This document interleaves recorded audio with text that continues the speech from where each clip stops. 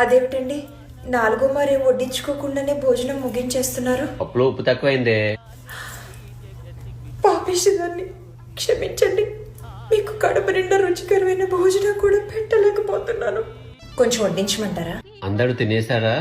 ఏం చేస్తున్నారు? అందరి భోజనాలు అయిపోయాయండి. అత్తయ్య గారి గదిలో పడుకుని రేడియోలో మధుర గీతాలు వింటున్నారు. మావయ్య గారు మేడ మీద పిల్లలిద్దరిని పడుకోబెట్టుకుని చందమామ కథలు చెప్తున్నారు. నువ్వు తినేసేయి. మీది అయిపోయిన తర్వాత మీ కంచెల్లోనే తింటానండి. ఇవ్వండి, మీ ఎడం చేతి వైపు ఆవకాయ గిన్నె ఉంది కదా, ఒక్కసారి అందుకుంటారా? అదేంటి మీరు పెరుగులో కంచి పెట్టుకోకుండా తినేస్తున్నారు? కూర వడ్డించమంటారా? నేను వడ్డించుకుంటాను, నువ్వు ప్రశాంతంగా తిను. సరే. ఆఫీస్ నుంచి వచ్చేసరికి నాకు బాగా ఆకలేసింది, అందుకని నీకోసం వెయిట్ చేయకుండా తినేసాను. సారీ. ఐటమ్స్ అన్ని టేబుల్ మీద పెట్టుంచాను. నువ్వు తినేసిన తర్వాత మిగిలిపోయినవన్నీ ఒకసారి ఫ్రిడ్జ్లో పెట్టేసేవా? నేను మళ్ళీ ఇప్పుడు క్లయింట్ కాల్ జాయిన్ అవ్వాలి. హలో, నువ్వు ఆఫీస్ నుంచి వస్తూ డిన్నర్ ఏదో ఒకటి తెచ్చేసుకో. నేను తెచ్చుకుని తినేసాను బిర్యానీ.